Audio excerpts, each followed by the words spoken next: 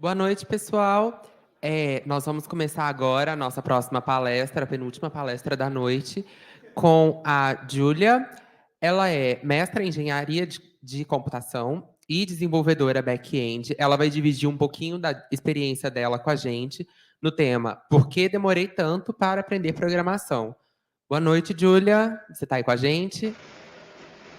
Boa noite, tô assim, empolgadíssima para compartilhar um pouquinho da minha trajetória com vocês. Perfeito, muito obrigada. A gente está aqui assistindo e ao final eu vou ler as perguntas do pessoal, tá bom? Qualquer dúvida pode mandar aí Perfeito, para a comissão. muito obrigada. Bora lá! Eu não estou vendo o público, mas eu queria que vocês fizessem barulho para ver se pega no microfone. Boa noite, pessoal! Boa noite! Ai, super ouvi! Muito obrigada! Quero primeiro começar agradecendo o convite, pessoas maravilhosas que oportunizaram eu estar aqui falando com vocês. E hoje eu quero compartilhar um pouquinho sobre por que eu demorei tanto para aprender programação e eu vou compartilhar um pouquinho dos erros e dos acertos durante a minha trajetória como desenvolvedora. Mas primeiro, eu quero começar dizendo que quando a gente pensa em entrar na área da tecnologia, na área da programação, a gente percebe que é uma área com infinitas possibilidades de atuação. E é super comum a gente se sentir perdida, né? Porque tem programação front-end, programação back-end, um monte de linguagens, um monte de tecnologias. E quando a gente sai da bolha da programação e olha para a área da tecnologia como um todo, aí sim que existem um milhão de possibilidades. É QA, é dev, é PO e um monte de termo que a gente não está muito consciente, né? A gente vai descobrindo conforme vai explorando a área.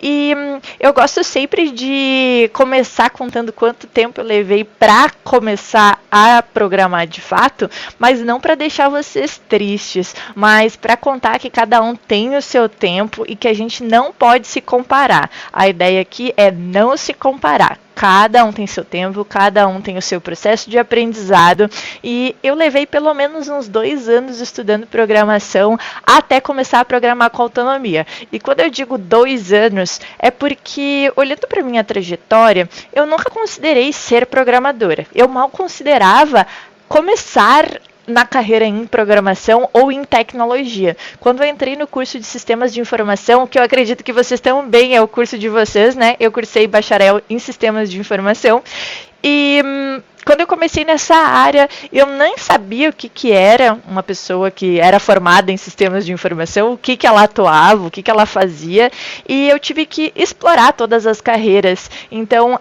no primeiro semestre que eu tive disciplina de lógica de programação, era algoritmos 1, eu tive contato com Portugal, e ali foi o meu primeiro contato com programação. Foi ali que eu pensei, existe uma carreira aí, gostei desse negócio de programar, sou boa em escrever algoritmos, acho que peguei o negócio.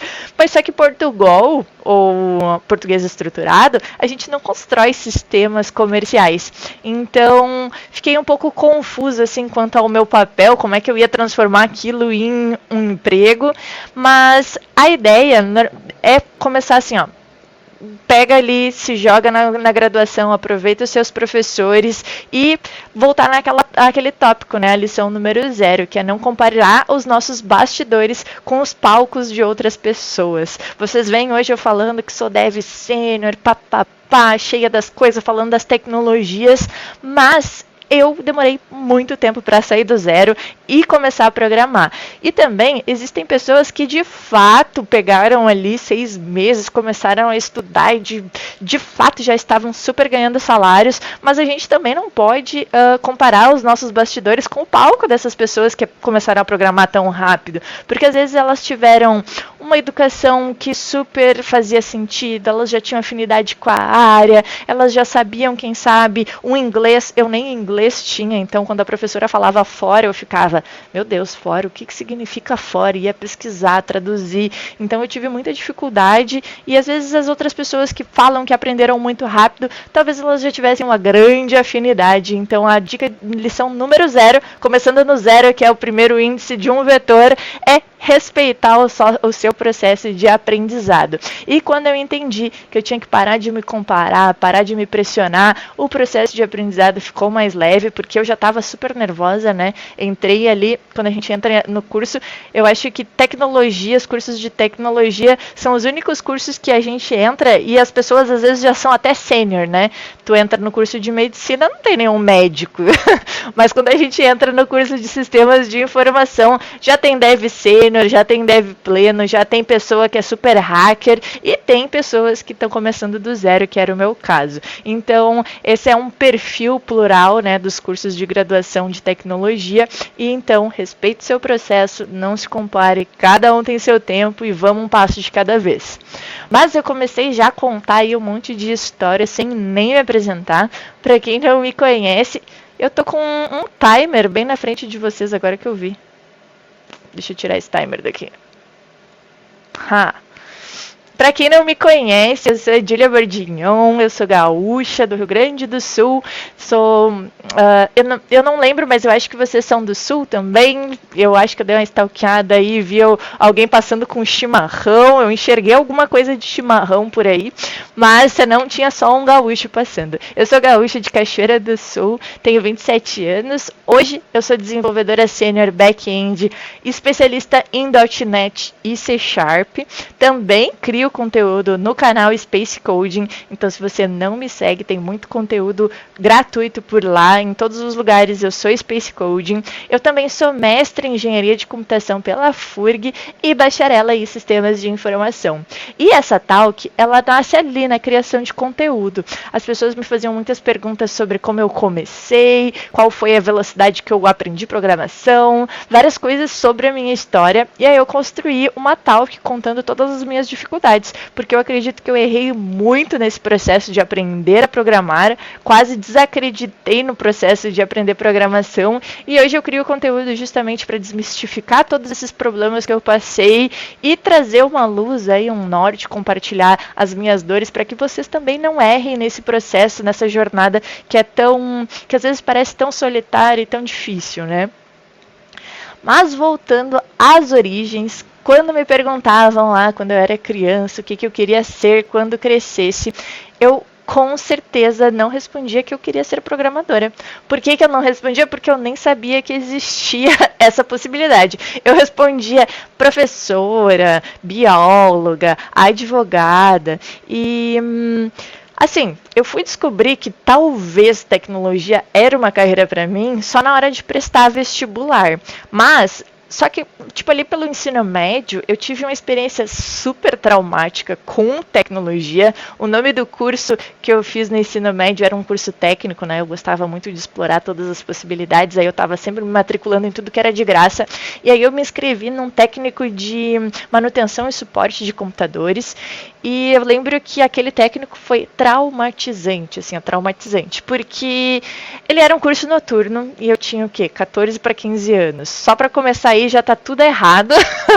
O meu perfil era de uma pessoa, de uma criança, né, super empolgadíssima que ia estudar de noite. Para mim era o máximo estudar de noite. Então para mim já era muito incrível só de estudar de noite. Só que eu entrei em uma turma com pessoas muito maduras, era um público muito mais velho, de 35 anos. Então quando eu entrei ali eu já me senti deslocada porque era turma majoritariamente masculina e de pessoas mais velhas. Não deu match cultural. Só que quando eu encontrei ali nesse curso de redes as primeiras disciplinas, era tudo muito complexo. A abordagem desse curso era para alguém que já sabia, que já estava imerso nesse universo da tecnologia. Eu não entendia absolutamente nada, não era um curso básico, então eu achei que tecnologia era para pessoas geniais, para pessoas muito inteligentes e que eu não tinha capacidade nenhuma de assimilar aquilo que estava sendo apresentado. Mas em uma feira de profissões, na hora lá, eu abandonei esse curso, né? E Mas eu tive uma feira de profissões ali no terceiro ano do ensino médio, o tempo se passou, fiz contabilidade, fiz administração, fui ali explorando as carreiras através dos cursos gratuitos que tinha na minha cidade. E no terceiro ano chega aquele momento. E aí? Vai casar, vai continuar estudando, vai para o mercado de trabalho, o que tu vai fazer? Tem que tomar uma decisão. E eu lembro que uma certeza que eu tinha é que eu ia continuar estudando e, é claro, ia continuar trabalhando também, porque eu sempre trabalhei junto com os estudos. Só que eu queria um curso, eu sempre fui aquela aluna que gostava de todas as coisas. Eu gostava de biologia, de química, de literatura, de filosofia. Eu era aluna que gostava, tinha curiosidade em todas as disciplinas da escola. E na hora de escolher um curso, cada professor dizia: Gita, tem que fazer biologia, tu é muito boa. O professor de química, tem que fazer química, tu é sensacional, olha aí, tu tira de letra.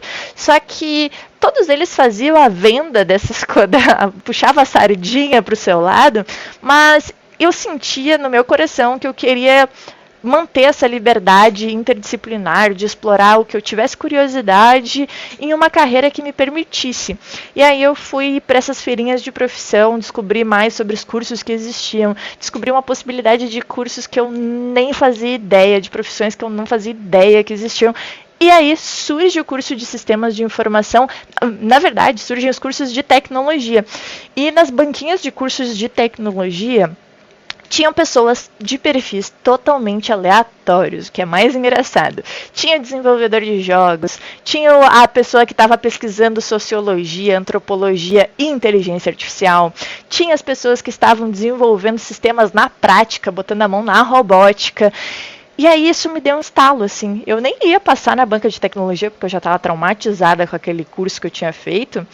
Mas quando eu passei e troquei ideia com as pessoas dessa banquinha, me deu um estalo, assim, nossa, tecnologia é muito flexível, eu posso trazer qualquer assunto que me interessa para dentro da tecnologia e resolver problemas através de construção de soluções tecnológicas. Então troquei muita ideia ali com todos os veteranos dos cursos, com todos os projetos que eles estavam desenvolvendo, e aí eu percebi que tecnologia tem esse caráter transversal e que eu ia estar contemplada em todo o meu potencial criativo dentro da área tecnológica. Então, quando a gente fala de tecnologia ser algo hard sciences, ciências exatas, não é sobre isso. Se você é uma pessoa criativa, que gosta de explorar formas de solucionar problemas, é uma pessoa inovadora, é uma pessoa artística, tem espaço para você dentro da tecnologia. Não é só sobre hard sciences, é também sobre soft sciences. Inclusive, nós temos uma supervalorização de pessoas que têm soft skills em destaque, e hoje a área se ressignificou e valorizamos todos os perfis dentro da tecnologia. E aí entrei na tecnologia, só que durante toda a minha trajetória eu nunca tinha pensado sobre isso, então eu não sabia muito bem o que eu queria, o que dava para fazer, e eu tive que me descobrir. Então eu tive uma trajetória totalmente não linear, por isso que eu fiz um slide bagunçado, que não dá para entender muito bem, porque essa é a intenção, é mostrar que nem eu estava me entendendo e que eu fui explorando enlouquecidamente todas as possibilidades. Como eu já tinha feito aquele técnico e tinha ficado umas coisinhas na minha mente aqui, e eu já estava desenvolvendo a curiosidade de fazer manutenção de computador, eu já tinha essa afinidade de arrumar computador, porque eu tinha um computador em casa. Eu comecei explorando a área do hardware, então eu sempre tive liberdade para escolher as disciplinas que eu iria cursar, então eu fiz uma bagunça na minha grade, o meu coordenador ficava louco comigo. Eu peguei e joguei as disciplinas de hardware no início, junto com as disciplinas de programação, e já consegui um estágio direto no primeiro momento da faculdade, como a pessoa que fazia manutenção e suporte em computadores. Então eu começo ali explorando hardware, legal, tô desenrolando, mas também não gostava muito. Aí consegui uma vaguinha explorando redes, trabalhando com redes. Aí toda aquela teoria que no curso técnico não fazia sentido, eu reaprendi na prática, e as coisas fizeram sentido, curti, mas não me sentia completa. Fui pro design, fui pro front-end, o X, o Y, aí essa curva cai porque eu não curtia muito essa coisa de estudar a experiência do usuário. Tentei ir para a área de produto, porque achei que programação não era para mim, porque eu achava que a programação era só sobre o front-end. Me tornei analista, virei tech lead, como tech lead, eu descobri que existia um tal de back-end, que a galera tava falando nesse back-end, eu tinha que desenhar tarefa para o back-end, eu tinha que escrever requisito de negócio, fui me aproximando dessas regras de negócio e veio um estalo. Ei, eu acho que eu gosto de trabalhar com regras, eu fazia super diagramas, adorava escrever histórias bem detalhadas, eu quase mastigava toda a lógica de programação para os dev, então eu gostava muito de resolver os problemas lógicos, eu só não sabia programar. Foi quando, junto com a universidade ali, tive disciplinas de programação comercial, aprendi uma linguagem de programação e me tornei uma profissional full stack. Consegui minha vaguinha de estágio, fui para a área do full stack e, de repente, me conectei com o back-end, migrei de vez e foi com o mestrado que eu me aprofundei no back-end e descobri a minha paixão por resolver esse lado lógico, esse lado racional. Mas vocês podem observar que eu tive altos e baixos e que não foi nada linear e que provavelmente não vai ser linear. E aí, isso nos leva à nossa lição número 1, que descobrir o que a gente gosta é um processo de autoconhecimento. Então, se permita experimentar sem pressão. A gente tem aquela pressão, né? O que tu quer ser quando crescer? O que tu quer ser quando crescer? Como se fosse algo imutável. Mas, na verdade, eu acredito que a gente pode descobrir o que a gente quer ser, né? A pergunta poderia ser o que você quer experimentar quando você crescer.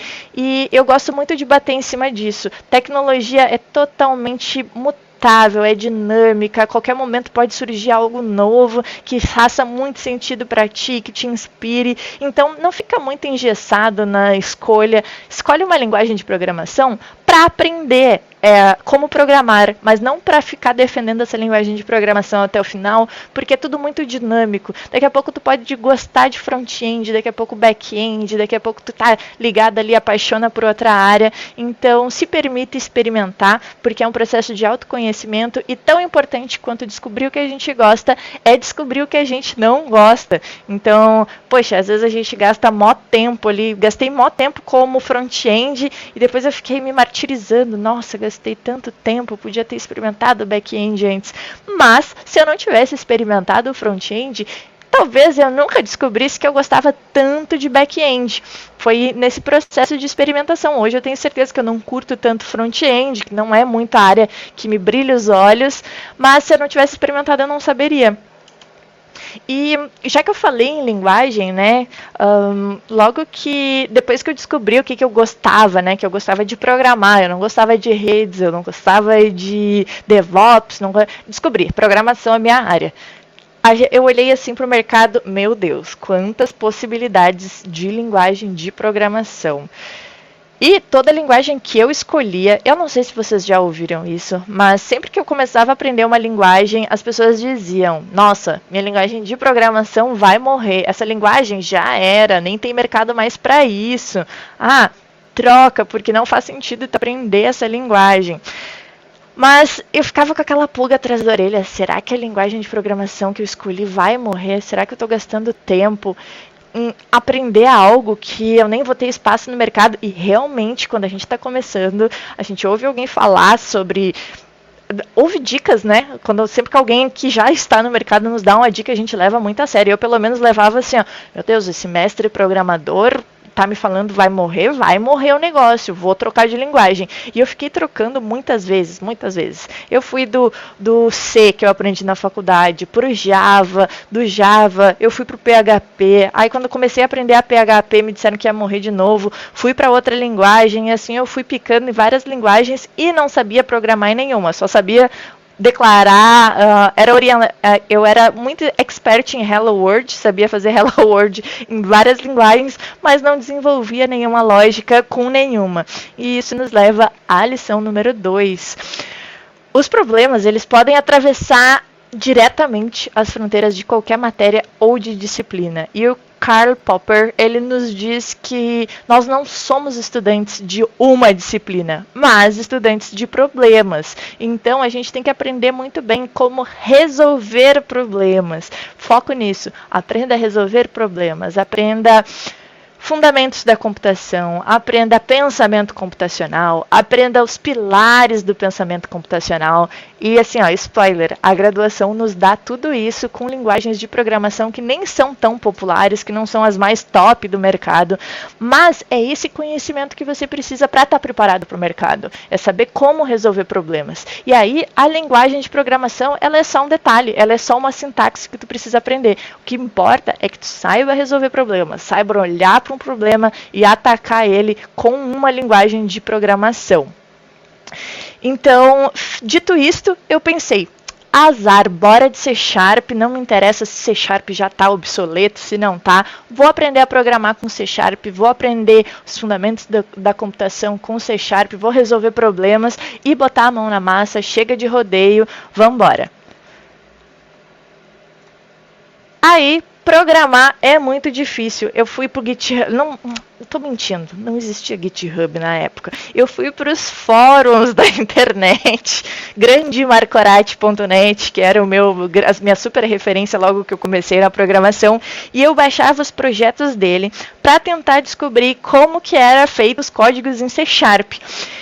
Só que eu estava enfrentando a complexidade de sistemas prontos. Eu estava baixando super coisas, módulos que o Marcorati desenvolvia, que outros blogueiros de tecnologia desenvolviam e postavam. E eu estava olhando aquilo e pensando, meu Deus, como é que eu vou estudar em cima disso,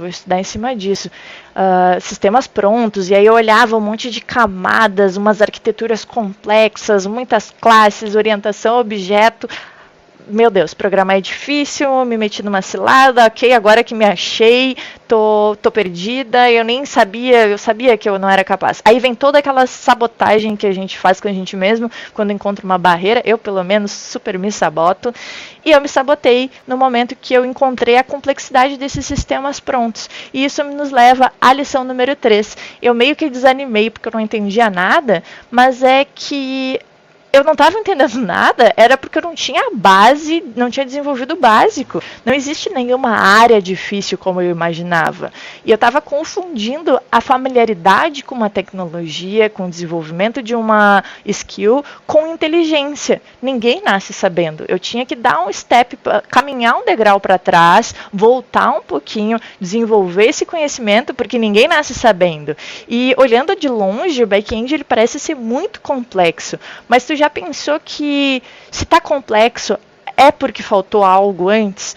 E aí eu demorei muito tempo para entender isso, então eu fiquei replicando tutorial, fazendo várias coisas, sem entender o que eu estava fazendo, com programas super complexos, e ao invés de voltar um step, voltar, até identificar o ponto que eu precisava partir. Então, reforço, não existe área difícil. Se está difícil, é porque faltou um conhecimento antes, então você precisa voltar, porque aí você vai conseguir partir de onde você precisa para desenvolver os seus conhecimentos e as suas skills. Legal. Aí eu vi também na internet que dava pra gente fazer tutorial, né? Tinha aqueles tutorial, aqueles vídeos no YouTube que eu baixava, porque eu tinha internet de escada, baixava o vídeo no YouTube para assistir no horário que não tinha internet, porque a internet ela era da 1 às 6 da manhã, não sei se tem alguém aí dessa época, que a gente tinha internet da 1 às 6 da manhã, no sábado a partir das 2 da tarde, então eu largava nesses horários que a internet era de graça para baixar os vídeos de tutorial da internet. E eu lembro que eu fiz uma cópia do Tumblr. Na minha época de adolescente, eu usava muito Tumblr, então o Tumblr era super minha referência de blog, era Blogger da Blogspot e o Tumblr que tinha as blogueiras criando conteúdo. E aí, imagina que sonho, né? Construir uma cópia do Tumblr. Eu até consegui, seguindo o tutorial, mas eu lembro que eu assistia aquele tutorial e eu copiava exatamente o que o professor estava dizendo para garantir que o negócio ia compilar. Só que o negócio compilava e eu não entendia, era bulhufas, porque eu estava só copiando sem ter o senso crítico de entender o que eu estava fazendo. Eu gosto muito da ideia de tutoriais para a gente praticar familiaridade com termos, ver onde é que aplica cada coisa, mas não adianta nada se a gente não está entendendo o que está fazendo. No caso, se faltasse um ponto e vírgula, eu ia travar, ia apagar tudo e começar o tutorial do zero, sem entender por que não estava funcionando. Então eu acho muito importante a gente seguir tutoriais, mas sempre ter esse senso crítico de entender, por que será que esse cara escreveu assim, esse for? É porque essa é a estrutura do for, eu tenho que ter ali um X, um índice de início, quantas vezes vai repetir, e tudo isso nos leva à lição número 4, que é estudar os fundamentos. Só copiar tutorial sem tentar praticar com autonomia não foi eficiente. Eu fiquei foi uma fase da minha vida copiando tutorial e não foi eficiente, porque quando eu fechava esse tutorial, eu não saía do lugar. Então é muito importante a gente estudar os fundamentos. Está escrevendo um for, entende por que é aquela estrutura, entende por que a gente usa um while, quando usa, o que é um if, sabe? Vai um pouquinho além, tenta entender a estrutura do porquê, entender porquês. Para mim é super importante entender porquês, mais do que sair codando e o negócio compilar e tu não saber o que tu está fazendo.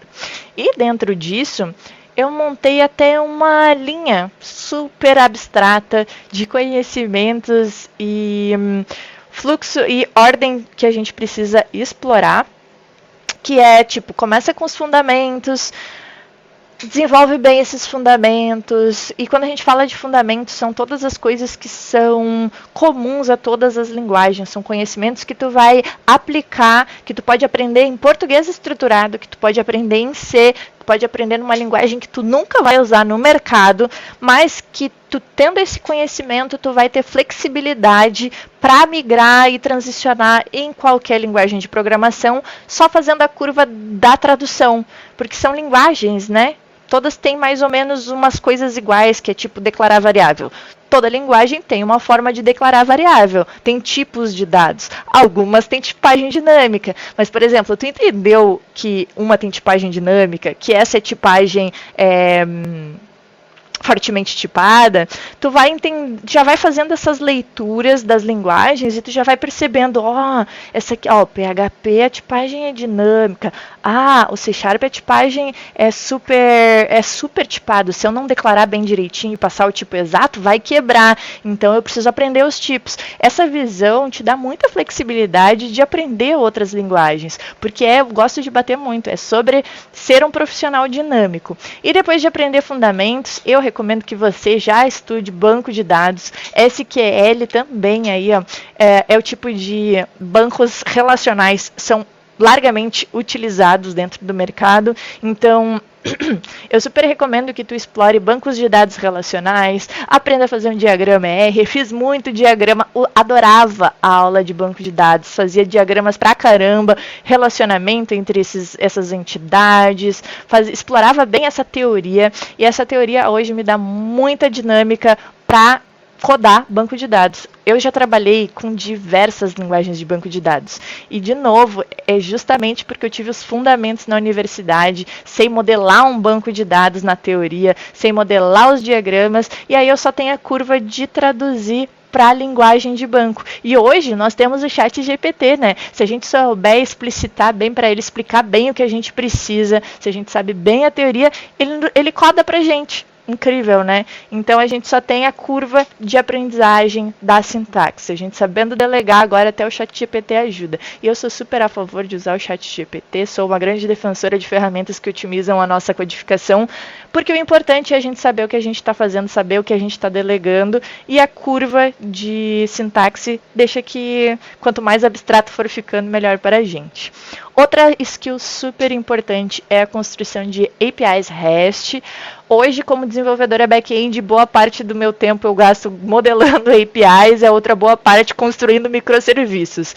Estou sempre consumindo APIs de alguma forma, isso é uma coisa amplamente utilizada no mercado. Super recomendo que tu saiba consumir e saiba construir APIs.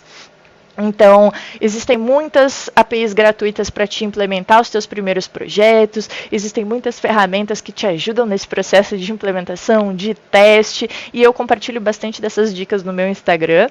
E depois, um framework. Legal, aprendi a fazer tudo puro, sei fazer tudo puro em C Sharp, sei conectar um banco de dados com C Sharp puro, sei consumir uma API com C Sharp puro, agora eu vou adicionar um framework. Um framework, para quem ainda não explorou esse universo da programação, existe a linguagem de programação e às vezes a gente faz muitas coisas repetidamente.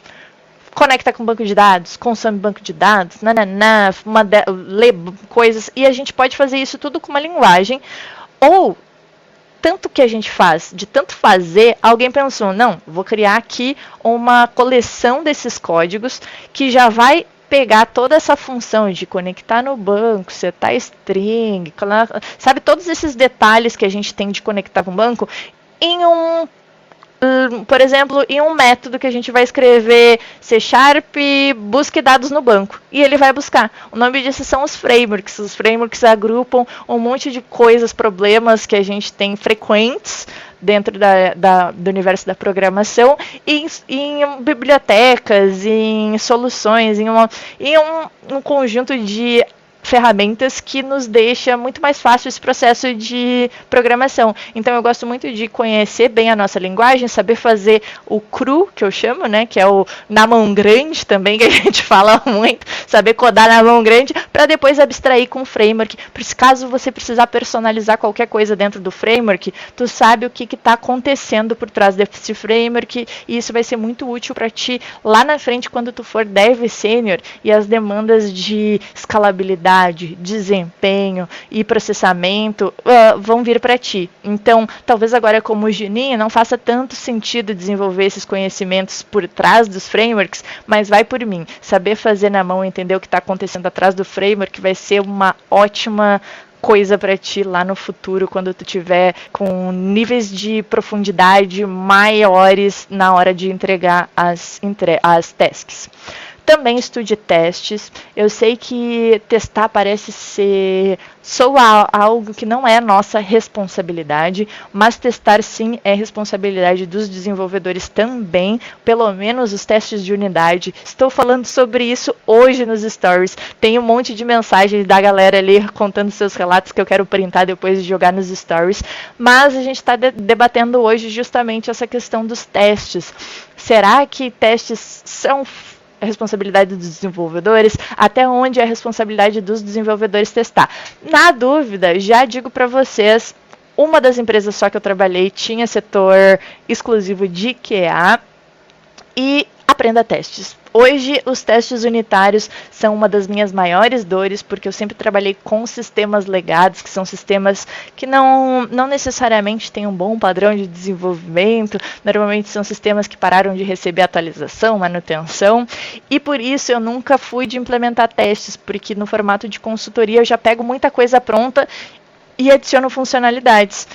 E então eu não desenvolvi muito bem esse pensamento orientado a testes, o desenvolvimento orientado a testes, e estou buscando isso hoje em dia. E então eu recomendo que você já estude desde agora, já conceba aí seus conhecimentos em programação pensando testes, e também aprender a fazer o deploy. Eu acho importantíssimo tu construir uma aplicação de ponta a ponta uma vez na tua vida. Nem que seja para conhecer os fluxos, nem que seja para fazer o teu portfólio. Constrói um aplicativinho, começa desde o zero, resolve um probleminha, pode ser o problema que melhor te interessar. Eu tinha feito meu primeiro sisteminha, um gerenciador do brechó que eu tinha na época, eu construí ele do zero, conectei no banco, consumi API para gerar, por exemplo, CEP de entrega, usei framework, construí uns testezinhos ali para garantir que ele estava sendo testado algumas funcionalidades e publiquei ele, gerei ele como instalador de sistema desktop. Fiz uma vez na minha vida um sistema de ponta a ponta, e isso foi super importante para eu conquistar a minha primeira vaguinha de fato no mercado, mas essa é uma história para outra talk. E por que eu coloquei essa linha no meio, né? De um lado tá as hard skills, o que eu considero hard skills, e do outro, que tem que ser desenvolvido de forma simultânea, eu coloquei soft skills.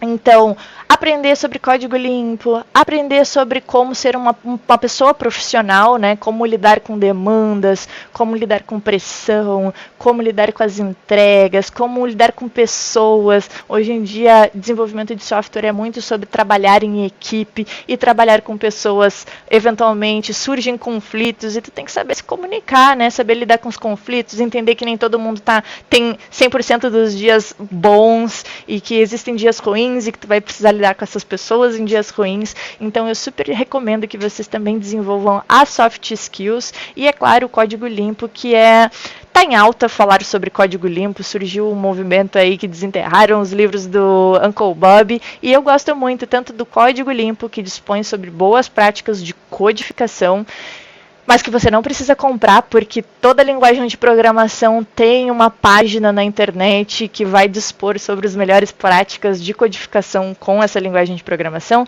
C Sharp, por exemplo, tu vai entrar na documentação do C Sharp e vai estar lá escrito como que você deve codar em C Sharp para que todos os desenvolvedores C Sharp do mundo entendam o que tu está escrevendo, porque a ideia é que tu utilize essa linguagem de programação da melhor forma possível para que qualquer pessoa do mundo entender a linguagem, né? A linguagem é universal. E também tu pode ler, recorrer à literatura. Tem o Codificador Limpo, que também é um livro do Uncle Bob. Eu falo todo sobre, não precisam anotar esses livros, porque todos eles estão lá nos meus conteúdos no Instagram. É só dar uma deslizadinha, eu acho que tem uma guia só sobre livros. E esse livro do Uncle Bob, ele dispõe sobre como ser um bom profissional, né? Ele vai passando por todas as fases ali, todos os problemas, ele traz situações do teu dia a dia. E o Codificador Limpo é uma leitura para quem tá nas primeiras experiências de trabalho. O código limpo, primeiro coda aí em paz, coda teu código sujo, aprende a programar com as codificações da documentação, depois tu lê o código limpo, porque senão não vai fazer sentido para ti. Eu fui ler o código limpo logo que eu comecei a programar, fez sentido nenhum, não estava entendendo nada do que ele estava criticando. Precisei escrever uns código porco para daí entender onde que eu tinha que intervir para limpar o código. E quanto a soft skills, tu já pode desenvolver desde agora. Tem o Codificador Limpo, tem o Programador Apaixonado. Eu estou olhando para minha prateleira aqui. E eu acho que essas duas literaturas já são ótimas para você ter uma visão de como se comportar no ambiente de trabalho, como lidar com pressão e várias coisinhas que surgem aí no nosso dia a dia. E uma coisa que me pegava muito logo que eu comecei a programar era praticar só no tempo livre. Eu era totalmente essa pessoa que praticava pra caramba no dia 1, porque assim, eu trabalhava no comércio, né? E quem trabalha vendendo coisas, trabalha no atendimento ao cliente, sabe o quão desgastante é chegar no final do dia e ainda ter que estudar. Parece que a cabeça da gente tá super sobrecarregada das relações sociais do dia inteiro, de estar lidando com vendas, e aí no final do dia era péssimo, eu não tinha cabeça para sentar e estudar. Mas, aí o que eu fazia? Eu praticava só no meu tempo livre. Pegava o domingão e estudava o dia inteiro. Aí ficava super empolgada porque progredia bastante. No dia 2, né, voltei ao trabalho, já trabalhei o dia inteiro, mas ali, ó, tô empolgadíssima, avancei muito no dia 1. Só que no dia 3 eu já tinha esculhambado com sono porque estava estudando, não descansei no domingo porque passei o dia inteiro estudando, mais um dia de trabalho exaustivo, dia 3 já caiu o rendimento, dia 4 já era total rendimento e depois nunca mais voltava para os estudos em programação, ia retomar aquilo só depois, 2 semanas depois, e já tinha esquecido tudo, e estava começando do zero de novo porque já não lembrava mais nada, e aí era esse ciclo. Sabe, esse ciclo vicioso, e eu demorei a me tocar. Isso nos leva à lição número 3, né? Constância é muito melhor que intensidade. Chegou um certo dia que eu ouvi alguém falando exatamente essa frase. Nunca vou lembrar quem é que me falou. Constância é melhor que intensidade. E essa pessoa relatou que ela estava estudando 15 minutos por dia. E eu pensei, 15? Mas é tão pouco. Por que eu vou estudar 15? Então nem vou estudar. Muito pelo contrário. Comecei a aplicar os 30 minutinhos por dia do intervalo de almoço. Então 30 minutinhos por dia, ali meio-dia eu puxava meu notezinho no canto, levava o note para o trabalho. Então enquanto eu estava comendo, eu dava uma estudadinha na programação. E aí eu consegui manter uma constância saudável, sem ficar cansada, me empolgando. Então semana 1, tá aquele pau, semana 2, semana 3. E esses 30 minutinhos eles foram aumentando. Mas eu vou contar mais pra frente. Acabei de lembrar que tem um slide sobre isso. Mas esses 30 minutinhos já me deram aquele gás que eu precisava para estudar. E chegou um momento que todo dia assistir videoaula era chato demais. Então todo dia eu assistia 30 minutinhos de videoaula, às vezes dava uma praticada, sabe? E eu perco super o interesse quando uma matéria ela é dada de uma forma que não é legal. Quando o professor não tem didática, quando o professor não faz uma aula que me atrai, parece que eu gosto menos da disciplina. Dei super sorte que a minha professora de algoritmos era muito criativa e se virava nos 30 para chamar a nossa atenção na aula, porque eu me apaixonei por algoritmos.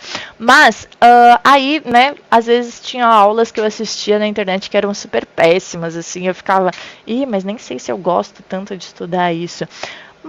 E aí, isso nos leva à lição número 6. Existem muitas formas de aprender. Eu descobri que eu não precisava só assistir videoaula para aprender. Eu podia ouvir um podcast. Eu adoro. Hoje em dia, essa é uma das formas que eu mais aprendo. Eu largo pessoas muito experts falando sobre determinadas tecnologias e eu fico ouvindo elas falar. Por mais que eu nem esteja entendendo tanto, eu estou me familiarizando com termos. Eu estou ouvindo eles falarem sobre problemas, estou ouvindo eles trazerem termos, estou ouvindo eles falarem sobre tecnologias que eu não conheço e nem estou, de fato, assimilando, mas só de já estar próximo, quando tu entrar em contato de novo com isso, eu vi aquele cara falando sobre isso. Para mim faz muito sentido escutar coisas. Tu também pode praticar, né, que é o programar, botar a mão na massa, resolver probleminhas de forma individual. Tu também pode ler e escrever. Tem muita gente que adora fazer resumos. Eu tenho uma amiga que é super da leitura e da escrita. Ela lê e faz, escreve, copia, escreve.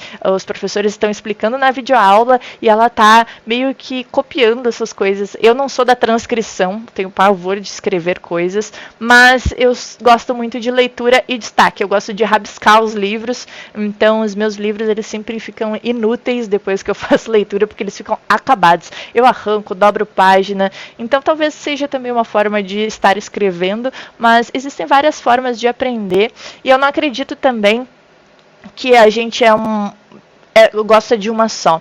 Tem algumas linhas de teorias de aprendizado que dizem que a gente tem a preferência por uma, mas eu acho que nós somos seres humanos interdisciplinares e que a gente pode misturar essas 4 e ter o melhor, sabe, absorver melhor um conteúdo, porque são formas totalmente diferentes, são estímulos totalmente diferentes, então experimenta as 4, por mais que você tenha preferência por um, dá uma variadinha aí e me conta se funcionou para ti. E como visualizar o teu progresso na programação, né? Eu falei um monte de coisas aqui sobre como aprender, mas a gente com certeza vai ter uns momentos assim que a gente vai olhar, não tô aprendendo mais nada, tô muito triste aqui, acho que não tô saindo do lugar, não é para mim. São os dias ruins que a gente acorda se sabotando. E eu sempre digo, documente o seu processo. E uma das formas de documentar é através de um checklist, é o meu favorito. Pega um roadmap de programação e faz um checklist. Aprendi string. Hoje eu sei o que é inteiro. Hoje eu sei o que é um tipo de dado. Coisas simples, porque tu vai observar que o teu eu de ontem sabe menos que o teu eu de hoje e isso vai te motivar. Porque às vezes são coisinhas pequenas que a gente aprende, mas quando a gente olha para a tecnologia é um universo de conhecimento que a gente tem para explorar. Então a gente tende a pensar que não está saindo do lugar porque não está avançando nesse universo de coisas. Olha e monta um checklist. Eu tenho certeza que se você está estudando com constância, hoje você sabe mais do que ontem. Outra coisa é resolver exercícios já resolvidos no passado. Programação é 100% sobre repertório. A primeira vez que tu vê um probleminha ou um exercício, tu vai penar para resolver. Vai ficar horas. Na segunda vez que tu for resolver esse probleminha, tu vai levar menos horas, porque tu já conhece a solução e tu vai buscar aquela solução, aquela forma que tu usou para resolver, então tu já vai ter mais facilidade. Na terceira, na quarta, na quinta, tu já vai estar tirando de letra a resolução desses exercícios. Então, volta e resolve novamente esses exercícios para ver como é que tu vai se desempenhar. E tudo isso tu vai jogando dentro de um portfólio, porque o portfólio é a forma com que a gente tem de mostrar o que a gente sabe. Então, não te acanha de fazer um portfólio com coisas simples, porque afinal tu tá numa fase que tu tá desenvolvendo conhecimentos para resolução de problemas simples. É esse o teu momento. Então, joga isso no portfólio, organiza e bota no portfólio. Porque para uma vaga de estágio, ter um portfólio com exercícios é melhor do que não ter nada. Então, tu já sai na frente. Então, se liga aí na hora de montar o portfólio e bota tudo que tu está estudando. E eu também gosto da ideia de criar conteúdo. Puxando aí, porque eu gosto de criar conteúdo, também quero te motivar a criar conteúdo, porque ninguém é pequeno demais que não possa ensinar algo para alguém, e também porque quando a gente tem o comprometimento público de aprender em grupo, nós temos muito mais constância, consistência, comprometimento com os nossos objetivos. Quando eu comecei a criar conteúdos, a galera começou a me trazer perguntas, e isso me ajudou com a minha didática, porque cada vez mais eu tenho que explicar melhor, tenho que me expressar melhor. Então, estou dedicada ali na minha carreira de dar aula, estou sempre tentando me profissionalizar, estudar a melhor forma de transmitir o conhecimento. A galera também me faz muita pergunta técnica e eu tenho comprometimento. Todo dia vou estudar 1 hora, porque eu estou comprometida com a comunidade de fazer a minha parte. Então, estou sempre ali buscando conhecimento para trazer dicas técnicas, trazer novidades da minha área. Então, criar conteúdo é um fator motivador para eu continuar me desenvolvendo. E se você tem já uma vontadezinha de criar conteúdo, quem sabe agora documentar o teu processo através da criação de conteúdo não motive outras pessoas e também não te mantenha motivada no processo de estudar programação. Bem, eu acho que é super fácil desmotivar, né? Porque é muito difícil a gente conciliar tudo isso, sair da zona de conforto e aprender algo novo. Então, vamos celebrar também a nossa jornada, vamos sempre comemorar, né, cada conhecimento, cada vitória, cada exercício resolvido. É muito importante olhar com carinho para esse esforço que a gente faz e celebrar essas conquistas. E se mesmo assim tu te desmotivar, porque aprender algo novo é difícil, tem que ter humildade, né, para reconhecer que tu tá saindo do zero em algum conhecimento. Existem várias pessoas maravilhosas criando conteúdo, e essas aqui são só algumas das minhas amigas que estão criando conteúdo no Instagram. Se tu jogar programação no buscar do Instagram, essas minas maravilhosas que estão falando sobre tecnologia já vão aparecer, mas existem muitas outras pessoas, existem muitos meninos, existem muitos outros canais, tem canal no YouTube, tem TikTok, tem, assim, ó, tenho certeza que em qualquer rede social que você utilize, tem alguém criando conteúdo sobre tecnologia, porque a comunidade ela é muito sedenta por acolher novas pessoas, por trazer mais pessoas para a área. Então tem gente escrevendo artigo em blog, tem gente gravando conteúdo de tutorial, tem gente fazendo tweet com threads sobre como começar na programação. Sempre tem alguém falando sobre tecnologia em algum lugar, e eu tenho certeza. Bota a mão no fogo e te garanto. E para fechar esse nosso bate-papo, que eu falei super rápido, é que eu não estou vendo a carinha de vocês para ficar interagindo com vocês, mas desculpa se eu falei muito rápido. Eu quero fazer um exercício com vocês. Tipo, eu gostaria que vocês fechassem os olhos e toda vez que a gente falar sobre a personificação de uma pessoa da tecnologia, eu não quero mais que vocês imaginem só um estereótipo assim de homens super inteligentes, pessoas ricas, como protagonistas, como pessoas programadoras, como donos do ambiente tecnológico. Eu acredito que nós precisamos aproximar cada vez mais a tecnologia de todas as pessoas, seja das mulheres, da comunidade LGBTQIAP+, das periferias, e eu acredito que nós precisamos que todas as pessoas se sintam capazes de criar tecnologia, porque a tecnologia está criando o futuro, está construindo esse futuro. O futuro é tecnológico. Mas quando a gente olha para esse futuro, me surgem muitas dúvidas, né? Que tipo de futuro é esse que não está incluindo todas essas pessoas na construção? Para quem é que esse futuro está sendo construído e como que nós podemos fazer parte dessa visão de futuro? Eu te convido para vir para a tecnologia, vocês já estão, mas eu convido vocês a evangelizarem mais pessoas a virem para a tecnologia, porque nós vivemos em uma sociedade que está em constante contato com a tecnologia e eu acredito que é super necessário que ela seja construída de diferentes perspectivas, então traga diferentes vivências, e eu super acredito que nós precisamos de todas essas experiências para a construção de uma tecnologia mais inclusiva. Então eu convido todos vocês para juntos a gente construir uma tecnologia mais democrática, colaborativa e mostrar que todo mundo é capaz de construir e protagonizar um futuro tecnológico. Então, muito obrigada pela atenção de todos vocês. Convido vocês a serem protagonistas do futuro tecnológico e deixa eu só garantir que esse QR Code é do meu Instagram. Peraí. Mas se não for... Eita, é o QR Code da firma. Me sigam no @SpaceCoding. Esse QR Code é da firma. Vocês podem mandar currículos para as vaguinhas que estão disponíveis lá.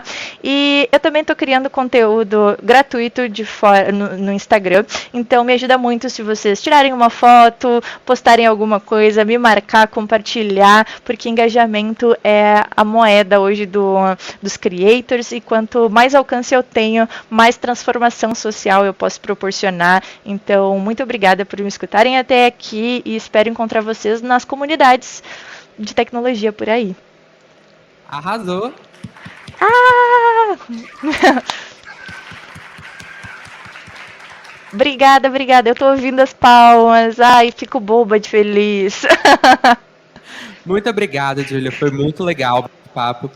Pessoal que está no presencial, vocês têm perguntas?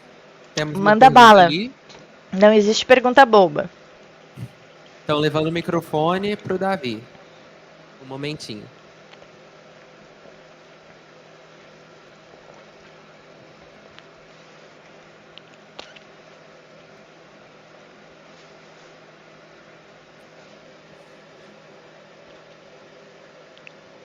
Alô? Ah, tá. Deu pra Alô, tô ouvindo. Boa noite. Gostei muito da palestra.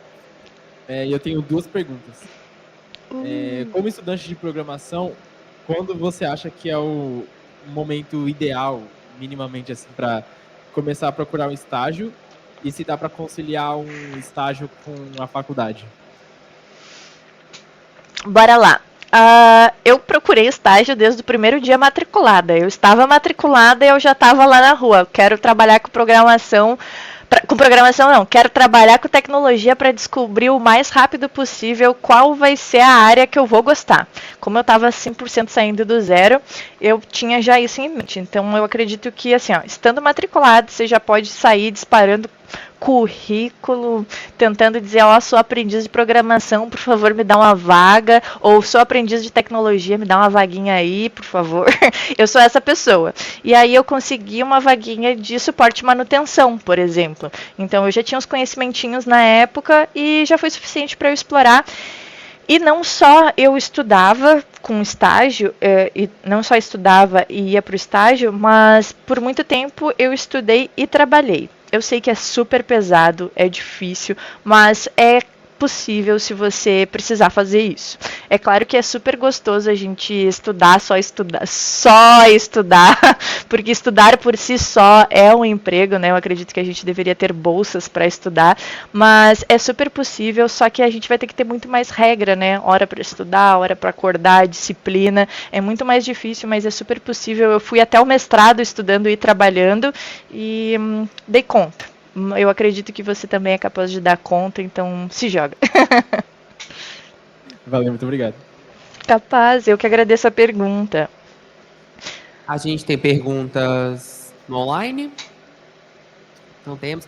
Tem mais uma pergunta aqui na plateia. Joga pra nós. Tem?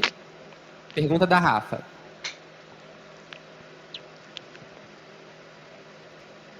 Tá ligado? Tá ligado.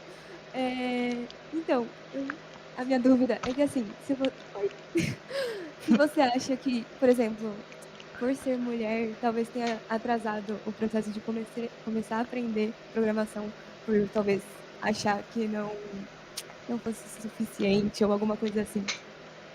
Com certeza, amiga Rafa. Deixa eu te contar. Existem várias barreiras, né? Quando a gente pensa tecnologia e pensa gênero. E eu explorei elas durante o meu mestrado justamente para entender todo esse processo de ser mulher na tecnologia. E o que me ajudou muito durante todo esse processo, cada barreira, cada obstáculo, cada tentativa de me tirarem das ciências exatas, eu consegui superar justamente porque eu estava empoderada.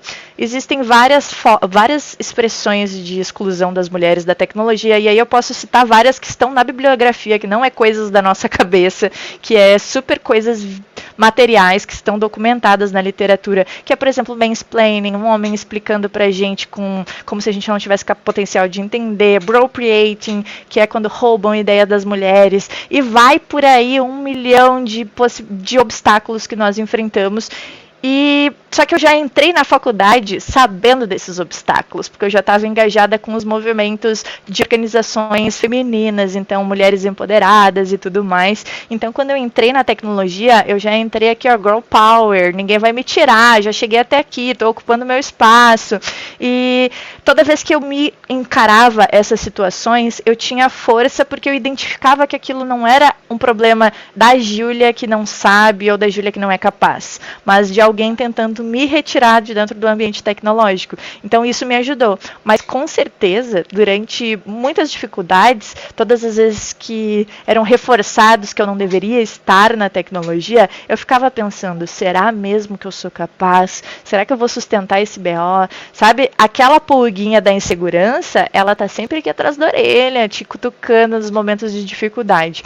O que eu recomendo super é que tu se organize com mais irmãs da tecnologia, da comunidade tech, e se conecte com essas mulheres para a gente justamente se fortalecer, até para fortalecer as nossas hard skills. No momento que a gente é questionada, por exemplo, nos dizem, tu não sabe isso aí, sai daqui, a gente fica insegura, então a gente pode compartilhar isso numa roda de amigas e também aprender. Tipo, pega uma amiga ali, pega, ela te mentora, te fortalece, então tu volta muito mais forte. É bom a gente ter espaços seguros. Eu não tinha espaços seguros, então eu chorava sozinha quando eu enfrentava esses problemas, mas eu poderia ter desistido, sabe? Isso é motivo para muitas manas desistirem, e eu acredito que espaços seguros são a melhor coisa que a gente pode encontrar, procurar quando tá como mulher em um ambiente tão hostil que é a tecnologia. É claro que hoje está muito mais acolhedor. Eu espero que cada vez menos as mulheres passem por dificuldades, por obstáculos, cada vez mais a gente conquiste o nosso espaço, mas ainda existe alguns espaços que são, sabe, não são acolhedores, e a gente precisa se fortalecer para permanecer ativas nesse espaço, principalmente a área de back-end, que quase não se vê mulheres falando sobre isso, seguindo carreiras técnicas. Quando a gente olha para o mercado de trabalho, e até a Mariana falou no online ali, principalmente quando é da área de suporte, não se vê as minas. Então a gente tem que ocupar esses espaços e tem que se fortalecer, porque eu não acredito que seja porque a gente não gosta. Eu acho que é porque ou a gente não conhece essa possibilidade de carreira, ou a gente está sendo excluída, ou não estão nos dando espaço. E eu acho que é nosso momento de transformar a área, cada vez mais estão dando espaço para que a gente ocupe esses espaços e empodere mais irmãs para fazer parte da tecnologia. Então, forças, amiga, vamos juntas. Muito obrigada, viu? Adorei sua palestra. Obrigada! Obrigada, Júlia. A gente tem espaço para mais uma pergunta. A plateia tem? Tem uma ali.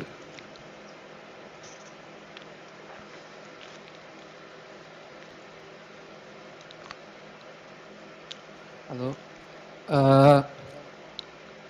Primeiro, parabéns pela palestra, eu gostei bastante do assunto. Obrigado! Eu acabei me chamando bastante atenção quando você falou sobre os métodos de estudo, inclusive sobre a parte de estudar só em tempo livre, que é basicamente o que eu estou fazendo agora. Meio complicado. Mas uma coisa que você falou que chamou a atenção é esse da por podcast. E como eu basicamente só estudo por vídeos, eu queria saber alguns podcasts que você recomenda para para escutar assim e formar melhor nessa área de tecnologia? Ah, legal. Eu tenho um Rios que tem um monte de podcasts, mas os que eu mais escuto são hipsters.tech, que é de tecnologia. E aí o hipsters.tech, ele tem vários podcasts dentro, ele é tipo um podcast pai com vários podcasts filho. Aí tu vai ter um dentro do hipsters, o podcast de líderes em TI, um sobre IA, o hipsters fora de controle, tem várias coisas, cada um fala sobre umas temáticas específicas. E esse é um dos meus, assim, ó, top podcasts que eu mais escuto. Também tem o Olá Gabs, que é mais sobre experiências pessoais dentro do universo tecnológico. Tem o Feministech Podcast, que é um grupo de mulheres que faz podcasts falando sobre hard skills e contando um pouquinho sobre suas carreiras. E também eu incentivo super vocês a fazerem podcasts. Tem vários podcasts de tecnologia, tipo MesaCast no YouTube também. Daí tem o Dev 40 tem.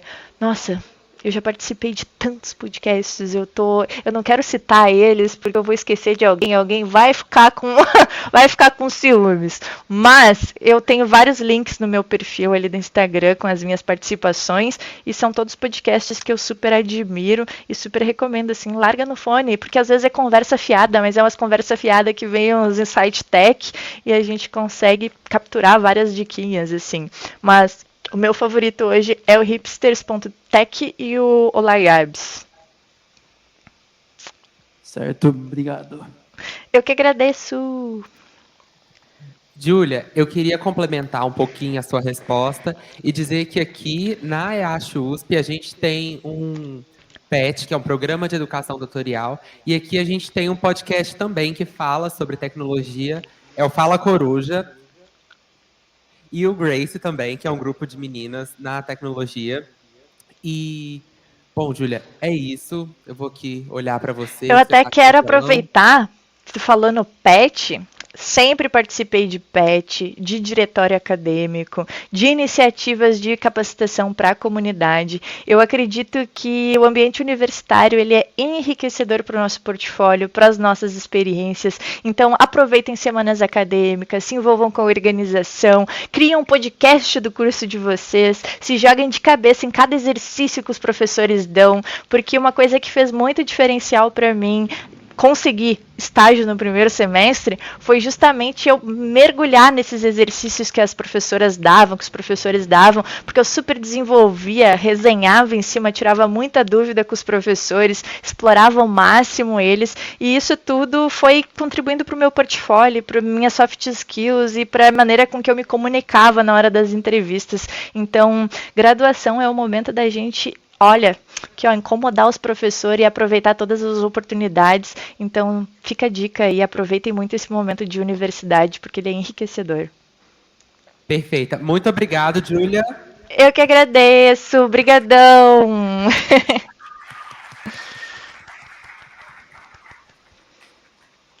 Pessoal, agora eu quero dar aqui alguns recadinhos da nossa comissão organizadora. Primeiro deles, vai ter o workshop sobre desenvolvimento de software em estágio de uma das nossas parceiras, a BCR-CX, amanhã, às 14h40. Ainda tem as últimas vagas disponíveis, então, para quem tem interesse, corre, que dá tempo. E também outro, que é o famoso Bichescomp. Você que é bicho, eu que sou bicho, se inscrevam. Se você tem amigos, junte os amigos e faça uma equipe. Se você não tem amigos, vá para o BXComp, que você vai fazer amigos lá. E agora, a hora que todo mundo gosta, que é a hora do nosso sorteio. E o sorteio é só para quem está presencialmente aqui na palestra. E na próxima palestra, a mesma coisa, só para quem está presencialmente. Então,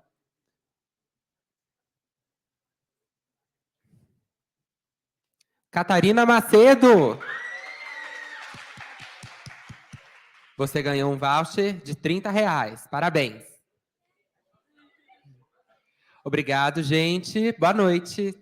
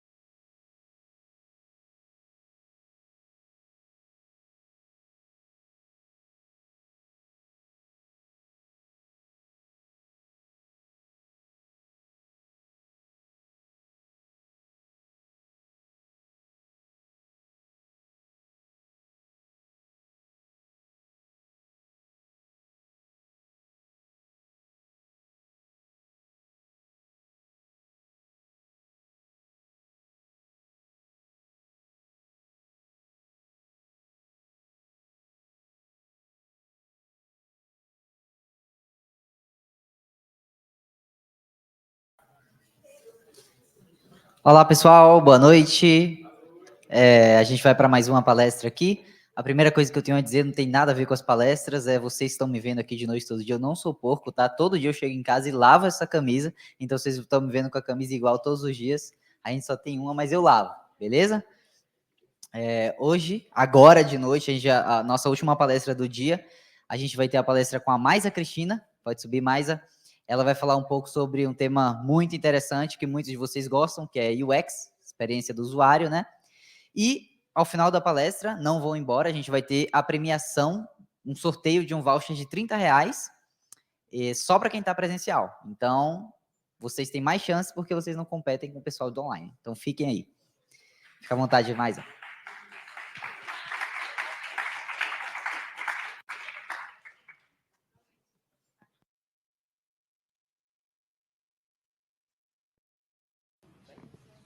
Boa noite. Pronto, foi. Bom, né, me apresentei aqui, eu sou a Maísa. Vou falar um pouquinho aqui de UX para a gente. Primeiro, eu queria saber aqui, quem não faz a mínima ideia do que é UX? Nunca ouviu falar na vida. Quem já ouviu falar, mas não tem ideia do que é? Já ouviu falar UX? Beleza. Então, eu vou falar assim, é bem o comecinho da coisa para vocês terem ideia do que é, por que a gente usa esse nome, enfim, quem são os seres humanos que trabalham com isso, né? Eu trouxe esse slide, eu queria perguntar para vocês o que vocês sentem com essa tela assim um pouco bagunçada, meio difícil de ler, né? Um desconforto, né? Me digam em palavras assim que vocês estão sentindo. Desconforto, quero morrer. Aí eu pensei, né? Comecei trazendo uma experiência ruim, né? E se eu trouxer uma experiência nostálgica? É diferente também, né? Então, a maneira como você apresenta alguma coisa reflete uma experiência. Né? Tá, depois dessa brincadeirinha toda, né? Bom, eu sou designer, eu vou trazer uma coisinha bonitinha para vocês, né? Acalentar o coração. Enfim, então, o que é essa experiência de usuário? Essa sou eu, Maísa. Alguns nomes para o que eu trabalho, enfim, pode ser product designer, UX designer, e dependendo da área, vai mudar. Mas eu falo que eu sou simplesmente facilitadora dessas coisas complicadas, resolutora de problemas, né? Então, assim, nomes e nomes da carreira. Eu trouxe um pouquinho aqui da minha história, né? Aqui simples, só para mostrar para vocês que eu venho de tecnologia, olha isso, né? Sou formada na UFABC e durante o curso eu percebi que, poxa, né? Eu sei que a galera que eu acho que a maioria tem alguém que não é de SI aqui, então todo mundo é. Então eu falava, poxa, eu não me lido tão bem com código, né? Eu não me sinto bem, mas eu adoro tecnologia, adoro trabalhar com projetos e tal. E durante esse meu percurso de carreira, eu tive a oportunidade, né? Minha primeira empresa, eu falo que eu trabalhei com tudo que não era programação. Então, eu falava com o cliente, resolvia problema, desenhava as coisas no Paint, era horrível. Eu nem sabia o que era design. E só lá na Ericsson, trabalhando com BI, eu conheci uma equipe de design. Né? Eu falei, poxa, eu acho que é isso aí. Eu acho que eu vou para essa área. Eu? Perfeito. Então, beleza. Eu coloquei ali que eu sou voluntária na comunidade da Womakers também, já que eu vi bastante menina comentando, inclusive na última palestra, né, para a gente falar um pouquinho aí sobre mulheres na tecnologia. Então, quem quiser também procurar a comunidade. Enfim, eu vou passar contato, a gente conversa. Vamos seguir falando um pouquinho mais de UX, né? Coloque um vídeo, por favor.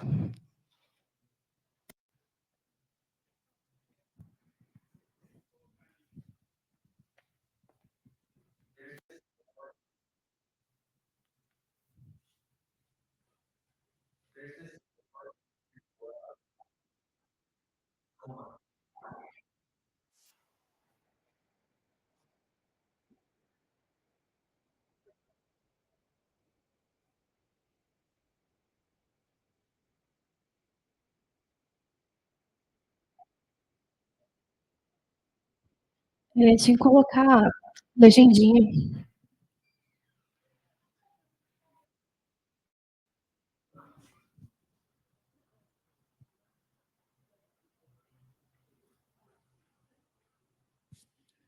Se puder voltar.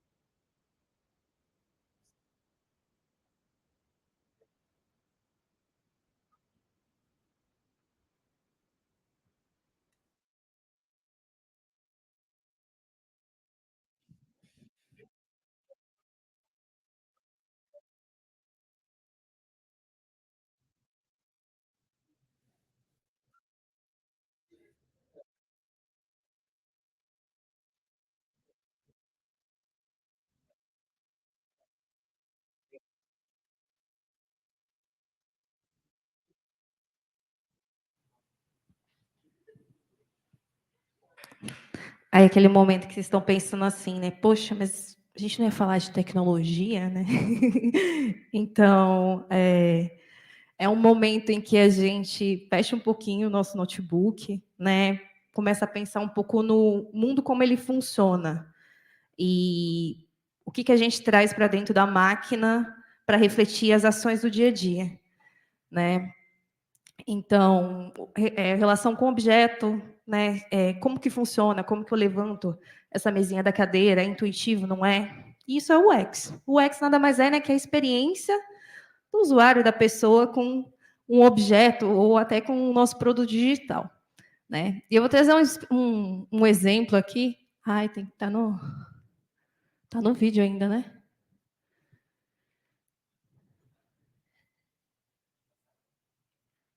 Acho que não.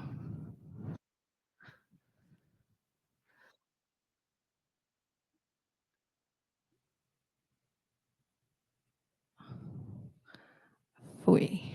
Agora sim. Então, eu trouxe mais uma experiência fora do mundo digital, né? Que eu me deparei, inclusive, um dia que eu estava dirigindo e junto com os amigos no carro, eu falei, gente, isso aqui é o X. Aí todo mundo me olha torto, né? O que essa menina está falando? Então, por que eles resolveram criar essa faixa para o motociclista ficar? Né? Porque existia um problema de alguma aglomeração dessas pessoas ali na frente e o X vem para resolver problemas, ou pelo menos para criar alguma solução ali paliativa, momentânea, né? Eu acho que no mundo de tecnologia, muita coisa é gambiarra, a gente sabe, né? Muita coisa, gambiarras permanentes, que o pessoal chama muito, né? Então, aqui é um exemplo de um universo físico, né? Então, a gente não olha só para o digital, não olha só para dentro do nosso computador, né? Enfim, eu trouxe uma explicação do que é experiência, mas eu acho que todo mundo, né, lá desde o comecinho sentiu o que é experiência, a gente sente, né? A definição de muitas coisas a gente não precisa, de fato, saber concretamente, né? Então, uma interação com o meio, um objeto, estou aqui interagindo com alguns objetos, produto ou serviço, físico ou digital, né? E a gente está ali adentrando no universo digital, produzindo, seja softwares, aplicativos, enfim. Aí eu vou falar um pouquinho mais técnico do UX, né? Aí para quem tiver interesse na área ou for lidar bem diretamente, for a galera que é mais front, até quem quer seguir projetos, produtos, enfim. Que são esses 4 pilares, né? Eu acho que o que a gente ouve mais é a usabilidade. E a usabilidade nada mais é do que funciona isso daqui? Está funcionando? Né? Tá legal? Eu clico no botão, ele faz o que está escrito ali, é cadastrar. Mas eu clico no botão cadastrar, ele recarrega a página. Não está funcionando. Então, não está atendendo. Não tem a usabilidade correta. Utilidade. Eu criei um site para pintar desenhos. Quem que é esse público? Está sendo útil? Está tendo acesso? Né? Acessibilidade. Acessibilidade, a gente foca muito a acessibilidade no universo da pessoa PCD, enfim, com dificuldade de vista, enfim, ou em outras, mas a gente esquece que a acessibilidade também é o nosso público, né? Então, às vezes, você está lidando com um produto que é... Eu tenho um exemplo muito legal, que eu estava fazendo um projeto de exames para pessoal mais senil, né?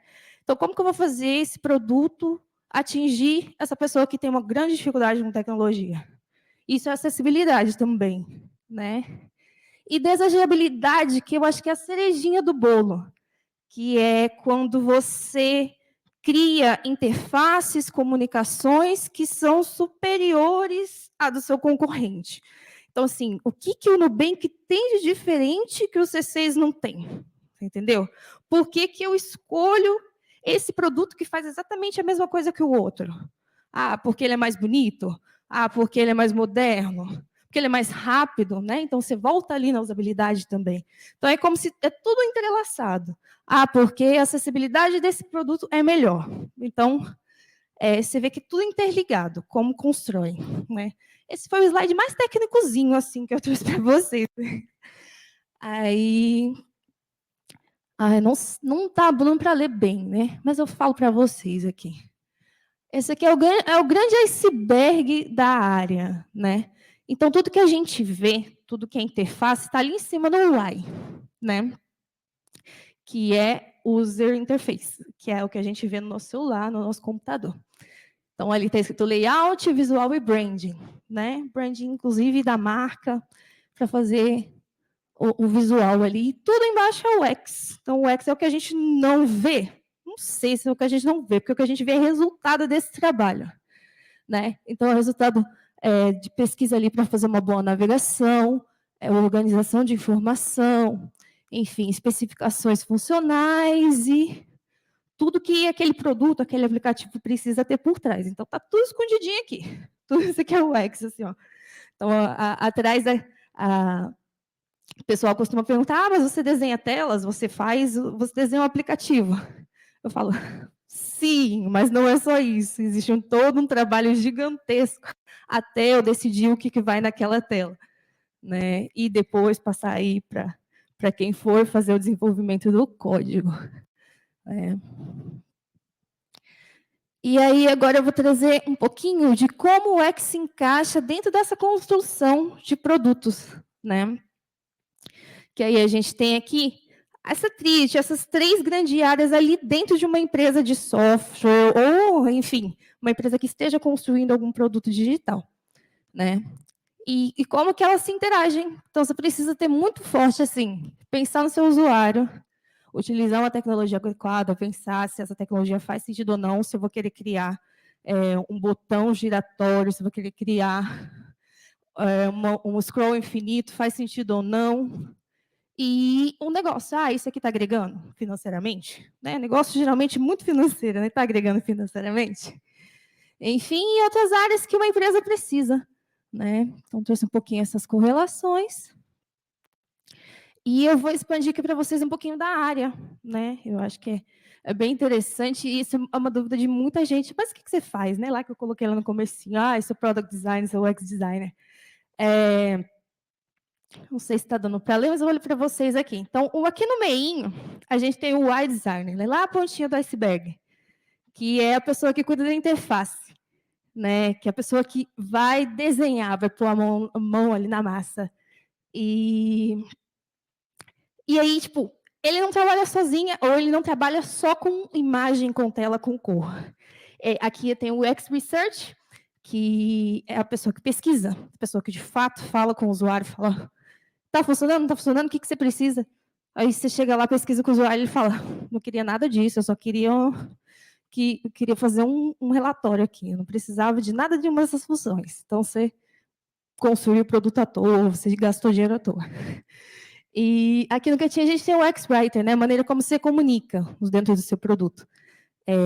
A linguagem que você vai utilizar. Né? Se você, por exemplo, for um produto de investimentos, então as cores que você usa são cores muito mais sóbrias, o seu tom de linguajar são palavras muito mais sérias, enfim.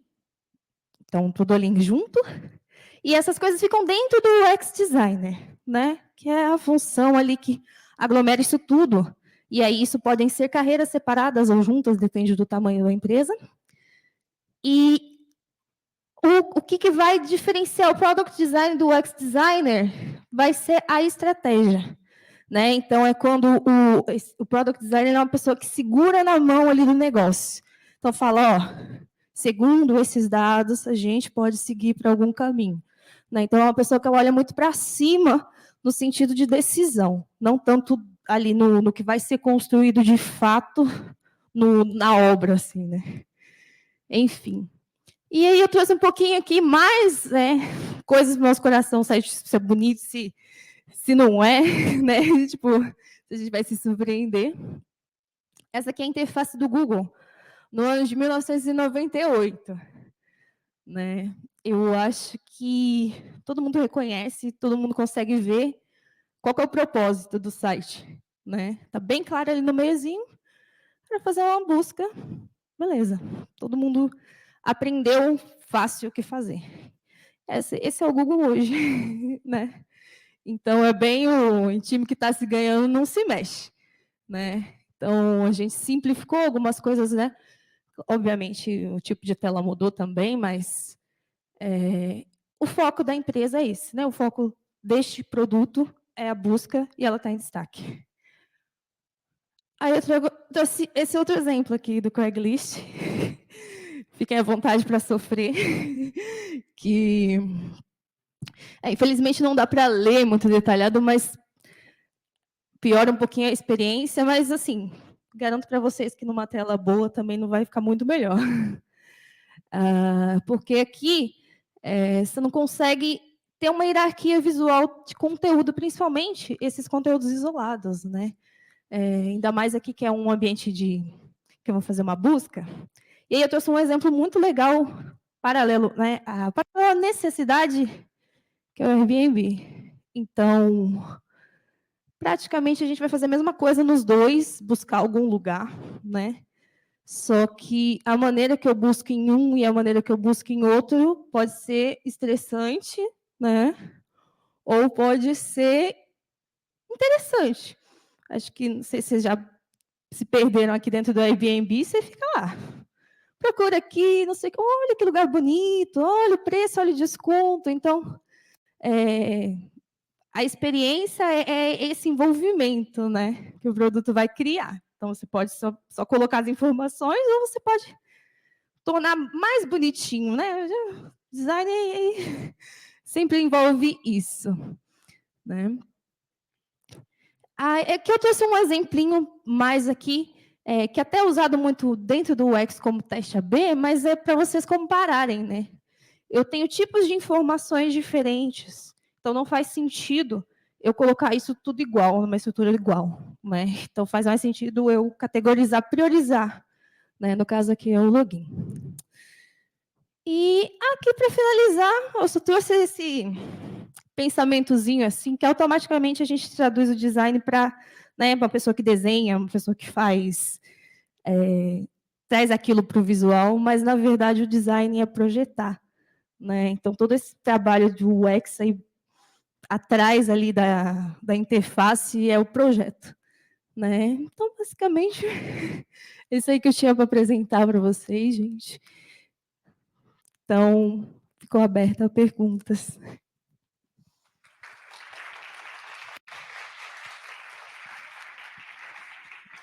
Top. Som, beleza. Funcionando. Então, vamos abrir para pergunta, mas eu vou fazer a minha primeiro. Maisa, você fez ciência da computação, né? Isso. A minha primeira pergunta na verdade, minha primeira pergunta é: você é daqui de São Paulo? Eu sou do interior, sou da cidade de Franca.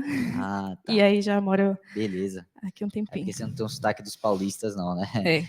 Enfim, minha primeira pergunta é: como a sua formação de ciência da computação ajudou você no design? Porque você não fez design, né? Formação. Exato. E aqui no curso a gente tem uma matéria que é IHC, que é uma matéria que trata sobre isso. E é uma matéria bem importante que eu tive semestre passado. E ajuda para quem quer seguir nessa área, porque a gente tem uma grande parcela do nosso curso de pessoas aí acaba seguindo para essa área também. Perfeito. Eu fiz a matéria do curso, a matéria de HC no meu curso não é obrigatória. E eu peguei ela, eu já tinha feito essa mudança lá no estágio, né? Então, que eu comecei como BI, depois eu fui trabalhar com o pessoal de Service Design, né? Muitos nomes, mas... e eu peguei essa matéria de HC. Eu falei, poxa, isso aqui é o UX, só que é um UX muito acadêmico, né? A gente vê dentro de HC umas coisas muito... com nomes mais acadêmicos, estruturas mais acadêmicas, bem diferente do que o mercado está executando, né? Se você vai para dentro do mercado, você vê as coisas muito mais aceleradas, né? Então, eu tive essa oportunidade de dentro do estágio, conhecer, né? Então, assim, aí a minha formação em computação me ajudou muito com maturidade técnica, com lidar com o desenvolvedor, né? Então, assim que as telas são concluídas, decisões são tomadas, até durante o projeto, né? Você precisa conversar com o tech lead, faz sentido eu fazer uma busca dessa automática ou com termos separados automaticamente, é viável tecnologicamente? Então, o meu background ali de tecnologia fez com que eu já tivesse pré-resposta, sabe? Então, não é totalmente inútil, muito pelo contrário, né? É totalmente útil para mim. Eu acho que o nosso site da SSI, eu não sei se você viu, é lindo, né? Então, o pessoal tá bacana aí. Bom, temos perguntas presencial? Não? Beleza, temos online? Alguém perguntou alguma coisa? O pessoal tá dormindo hoje, hein? Eu tenho aqui o Gustavo HLS perguntou: qual caminhada você recomenda para quem deseja começar na área de UX? Recomenda algum livro, curso, etc? Sim, sim. Bom, na verdade, existem muitos caminhos e o meu percurso, né, como eu vim dali da tecnologia, foi um pouquinho já iniciado, mas tem muito curso grátis, né? YouTube aí tem muita coisa. Tem um curso muito bom, inclusive, que está no Coursera, mas que é o pessoal da USP que fez. Depois eu posso compartilhar o link com vocês. Tem o clássico aí, o UX Unicórnio, tem um pessoal que faz muito projeto, curso para o UX mesmo. Alguns valem a pena, o curso ele é um pouquinho salgado, mas se você quer de fato fazer, eles são bem completos. Né? Vale pegar um para fazer sim, porque você vai montar portfólio, que é muito importante, você fazer o seu primeiro trabalho. Sentir na pele, como é uma pesquisa, como é desenhar uma tela, redesenhar um produto. Né? Então, acho que assim, é tudo muito prático. Pegar e fazer. E assim, e ver se aquilo ali é o que você gosta de fazer, né? Eu sou muito apaixonado pelo UX, então eu vi que dava certo, que encaixava e só fui. Show. Temos mais perguntas? Vamos lá, então. Marana 5 perguntou: sou da área de front-end, mas tenho interesse em UX. É possível trabalhar as duas áreas juntas? O que seria UI? Com certeza. É possível, sim, principalmente em empresas menores, né, que o pessoal gosta de aglomerar as funções. Então, ele perguntou do UI, vou responder um pouquinho do UI. O UI é aquela partezinha em que a pessoa desenha a tela, a pessoa vai ali manipular Figma, vai começar a fazer cores, desenhar as coisinhas antes de mandar para o front-end, né? Então, dá super certo, né? Eu acho que é um caminho legal. Ele já sabe como ler o arquivo, então ele só precisa desenhar. Né? Parece simples, mas tem um pouquinho ali das dificuldades. Mas, assim, é um caminho super, super tranquilo de fazer, né? E, inclusive, muitas vagas pedem, né, esse conhecimento básico aí do front-end. Top. Temos mais uma? Não? Beleza. Alguma presencial? Não? Querem um sorteio logo, né? Beleza, vamos para o sorteio então. Mas antes do sorteio, falar que o BXComp está com inscrição aberta, principalmente os bichos. Tem algum bicho aqui? É bicho aí? Levanta a mão, por favor. Quem se inscreveu no BXComp, levanta a mão, por favor. Por favor, galera. Inscrições abertas. Uma salva de palmas para a Maísa de novo. Maísa, desculpa. Muito obrigado pela palestra. E avisar também que o workshop para amanhã, 2h40, da BCR CX está aberto. Se inscrevam, porque as vagas são limitadas e já estamos nas vagas finais. Beleza? Vamos para o sorteio agora? O sorteio é só para quem está presencial, vocês são privilegiados. E foi uma decisão única e exclusivamente de todo Aqui um mundo, não só minha. questionamento antes. Acho que o pessoal tá com sede já, né? Vamos distribuir uns copos aqui para o pessoal conseguir pegar uma aguinha depois? Vamos distribuir uns copos. Vocês querem que eu jogue onde? Não, vou jogar onde tem mais gente. Aqui tem mais gente, aqui tá mais cheio. Quem quiser copo, que venha para cá.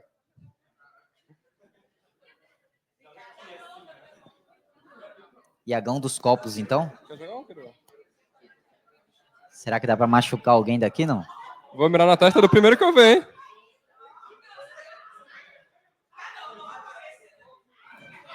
Boa! Ó, presta atenção aqui, senão ele vai pegar gente, aqui, ó. Ele tá se de o olho copo aqui, quebrar, não é com a gente, tá? Já vou avisando. Vou jogar, hein? Aí ficou sem graça, pô. Ficou sem graça. Ele queria muito aqui. Corrida. Horrível. Pô, valeu. Vamos lá pro sorteio?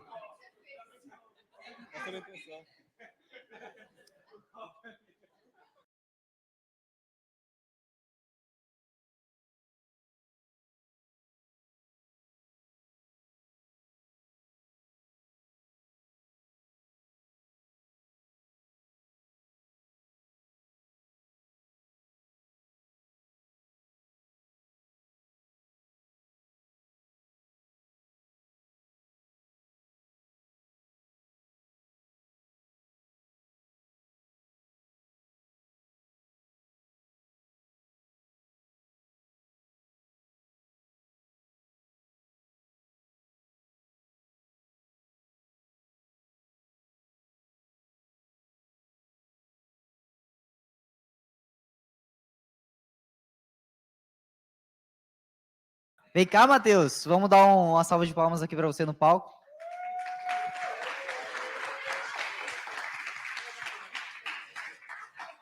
Sobe aí. Você ganhou um voucher de R$30 para usar onde, Iagão? Pode me confirmar, por favor? Meu querido, o voucher de R$30 é mais fácil você perguntar onde você não pode usar. Porque, ó, tá valendo Uber, tá valendo iFood, tá valendo Netflix, Steam, Google Play, Amazon, Bandeco. Bandecard, a gente tá carregando Bandecard. Só mandar o boleto pra gente que a gente paga o boleto de você do Bandeco.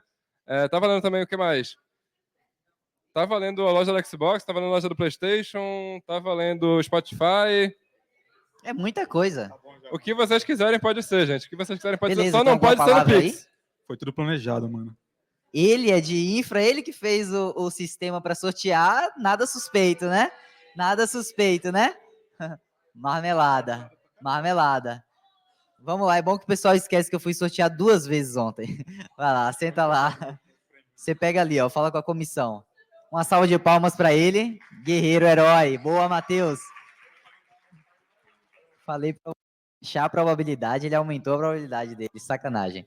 Como você Beleza, pode ó. passar o seu contato? Amanhã, às Ah, 8h40, a gente vai ter uma palestra. Quem tem interesse aí de aprender na área seguir na área de ERP, SAP, né? A gente vai ter o Roberto Azevedo aqui, da Power One, e ele vai falar um pouquinho pra gente presencialmente, então vocês podem vir às 8h40, acordar cedo. Depois a gente vai ter uma palestra patrocinada. Opa, desculpa, a gente não é pra gente usar essa palavra. É uma palestra dos nossos apoiadores, uma palestra parceira, né? Da BCR CX. Como toda palestra parceira, a gente vai ter prêmios parceiros. Vai ter prêmios muito bons, às 10 horas da manhã. Vem quem quiser, né? Mas a gente já tá dando a dica aqui, empurrando para vocês. A BCRX vai fazer essa palestra às 10 horas, assim como vai fazer o workshop às 12h40 também, inscrições abertas, quase fechando. Beleza? só tem mais um recadinho que eu queria passar, e dessa Perfeito. vez não é sobre o BX Comp, tá bom? Finalmente. Vou dar essa colher de chá pra Graças a vocês. Deus, tava chato já. Que isso, o BX Comp jamais é chato. Mas, bom, gente, o pessoal da Alcane, que basicamente é quem trabalha com os intercâmbios aqui da EASH, pediu a gente para avisar que amanhã vai estar liberado um edital de intercâmbio. Então, para vocês acompanharem, vocês podem seguir o perfil dele no Instagram, que vai sair tudo por lá. É o Crint EASH. É exatamente do jeito que eu falei, CRINT EASH. Lá vocês vão conseguir ver todo o edital direitinho. E se você tem interesse de fazer intercâmbio, é uma excelente, porque vai que você ganha, né? Você não tem nada a perder, você só tem a ganhar. É para ir para que país?